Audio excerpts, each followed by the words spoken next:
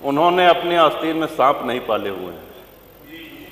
हमारे आस्तीन में इतने सांप हैं कि हम अपने घर के सांपों से लड़े कि बाहर के दुश्मनों से लड़े। कलमा जानते हो, कलमा पढ़ो। कलमा नहीं पढ़ पाए, वस्त्र उतार करके, लिंग देख करके ये निर्धारित किया गया कि ये हिंदू है, और हिंदू देख करके मारा गया। वहां किसी ने जाति नहीं पूछी। कहीं आपने सुना है मस्जिद से पैसा ले रही है सरकार, चर्च से पैसा ले रही है सरकार?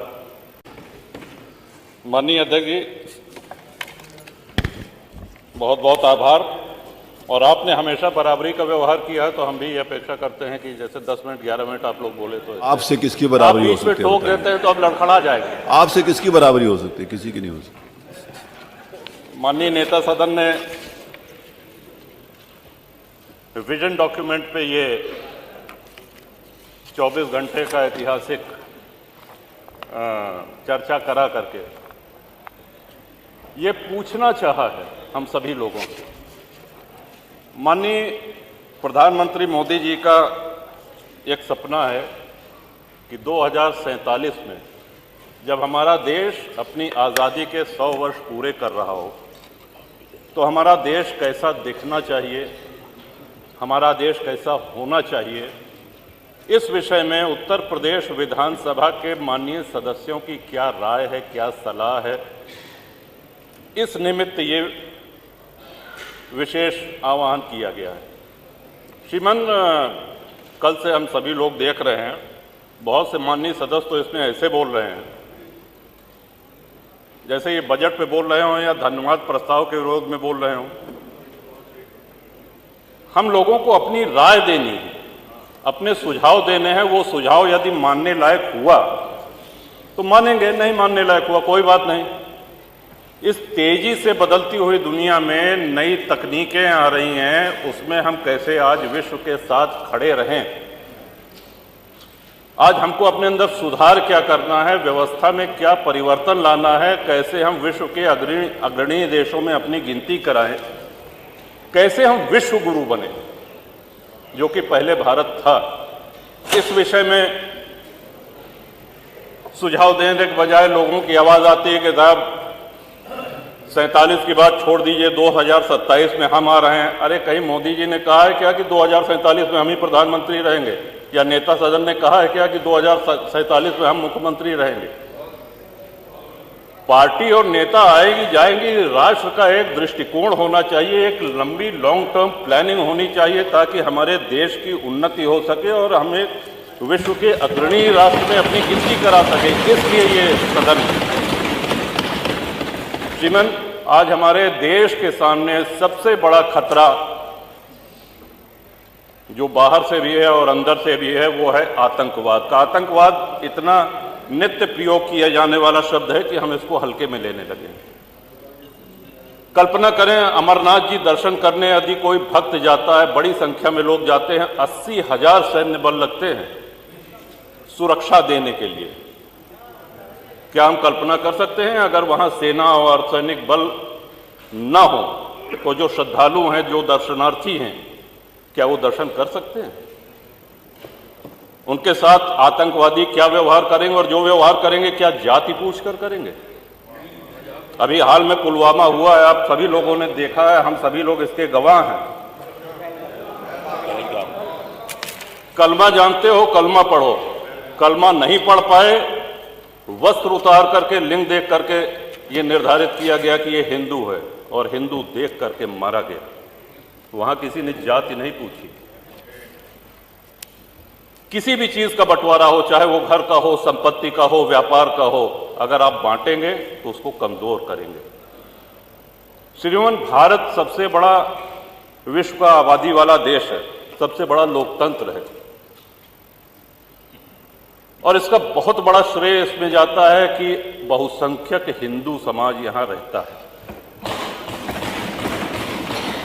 जिन देशों में संविधान लागू है, विश्व के जिन देशों में संविधान लागू है, जहां राजतंत्र है, सुल्तान है बैठे या कोई तानाशाह है, उसकी हम बात नहीं कर रहे हैं।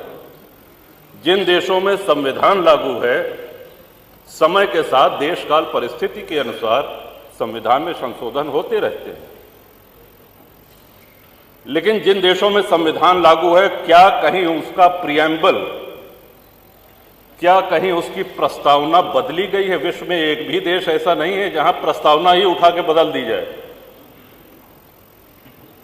संविधान शिल्पी बाबा साहब अंबेडकर, संविधान सभा के अध्यक्ष बाबू राजेंद्र प्रसाद, पंडित जवाहरलाल नेहरू, सरदार पटेल, सरोजनी नायडू जी, कृपलानी जी, ऐसे ऐसे विद्वानों ने मिलकर के हमारे संविधान की रचना करी और उसकी प्रस्तावना को ही 1976 में इमरजेंसी में, आपातकाल में, एक झटके में, जब देश में लोकतंत्र नहीं था, बदल दिया गया। श्रीमान बाबा साहब अंबेडकर उस वैद्य की तरह हैं जो एक बहुत बड़ा वैद्य कोई औषधि दे। अब आप पहुंच जाइए बीच में कि नहीं साहब इनसे बड़े तो हम वैद्य हैं, इन्होंने क्या कहा, ये गर्म पानी के साथ लेना है, गर्म नहीं ठंडे दूध के साथ लो। कहने इसमें क्या है, कहने इसमें अदरक मिला दो, इसमें क्या है, लहसुन प्याज मिला दो। तो जो वैद्य ने दवा दी है उसकी तो ऐसी तैसी हो गई।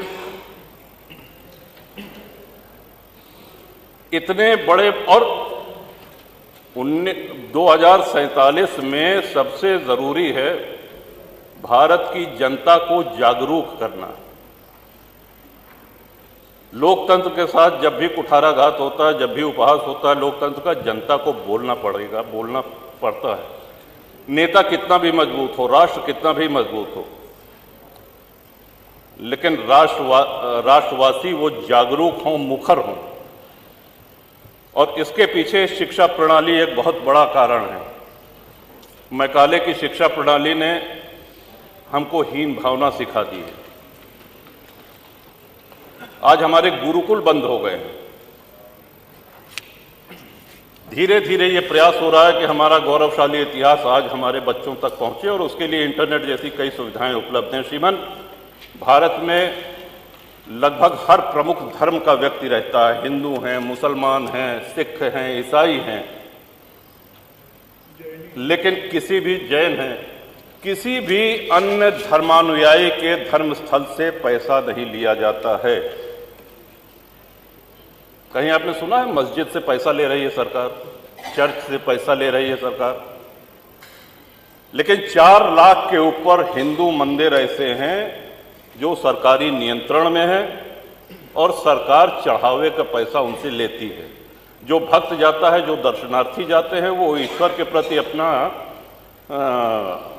समर्पण करते हैं। सरकारी नियंत्रण मंदिरों पर से हटना चाहिए। आपके माध्यम से, इस सदन के माध्यम से अपनी ये बात पहुंचाना चाहेंगे श्रीमान। और हमारा स्पष्ट मानना है, लोगों ने जापान की तुलना करी कि साहब जापान कभी किसी का गुलाम नहीं रहा, और जापान हो, यूरोप के कई देश हों, उनके साथ सबसे बड़ा फायदा जानते हैं क्या है? उन्होंने अपने आस्तीन में सांप नहीं पाले हुए हैं। हमारे आस्तीन में इतने सांप हैं कि हम अपने घर के सांपों से लड़े कि बाहर के दुश्मनों से लड़े। आपका इशारा हो गया श्रीमान, 2 मिनट। बहुत अच्छे हो, इशारा समझते हो। अंग्रेज जब भारत में आए, उसके पहले हमारी जीडीपी विश्व की जीडीपी के 30% से अधिक थी। पूरा व्यापार हम करते थे, और जब गए तो लगभग 1-1.5% बचे थे। हम कंगाली पे आ गए थे। अंग्रेज जब आए तो 60 से 70 हजार अंग्रेज सैनिक थे कुल, और उस समय अविभाजित भारत की आबादी 60 करोड़ थी।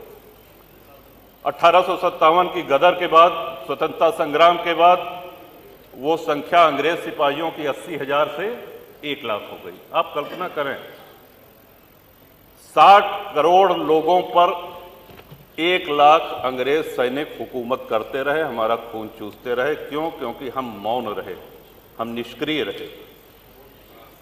और आज़ादी के बाद भी हमको अहिंसा का एक ऐसा पुट पढ़ा दिया गया कि अहिंसा परमो धर्मा। हाँ ठीक है, अहिंसा परमो धर्मा है, लेकिन इसकी दूसरी पंक्ति है अहिंसा परमो धर्मा धर्म हिंसा तथैव च। इन्हीं शब्दों के साथ आपका आभार व्यक्त करते हैं श्रीमान। और कुंभ की चर्चा आई तो कुंभ में मैंने प्रवास किया श्रीमान।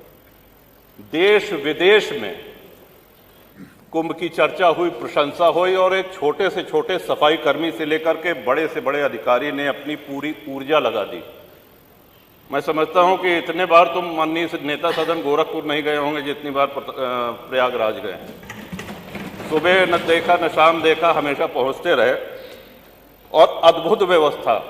60 करोड़ के ऊपर श्रद्धालुओं ने पतित पावनी मां गंगा में स्नान किया। इतना बड़ा जमावड़ा सनातनियों का, लेकिन कहीं ये नारा सुनने को मिला कि साहब इस मजहब के, इस धर्म के लोगों को हम नहीं रहने देंगे।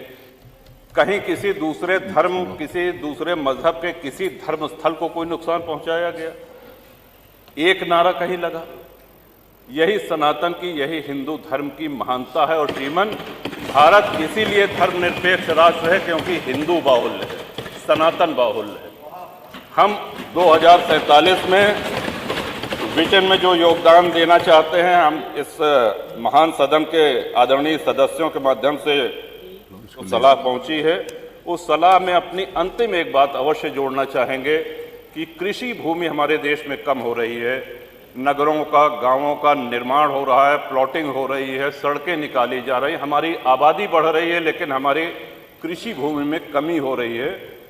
इस चिंता को भी ध्यान में रखें और इस सदन के माध्यम से माननीय जो नीति निर्धारक हैं, जो केंद्र में बैठे हैं, आदरणीय प्रधानमंत्री जी, वो भी अवगत हों। आपने अवसर दिया, बहुत बहुत धन्यवाद। माननीय नेता प्रतिपक्ष, उसमें माननीय नेता प्रतिपक्ष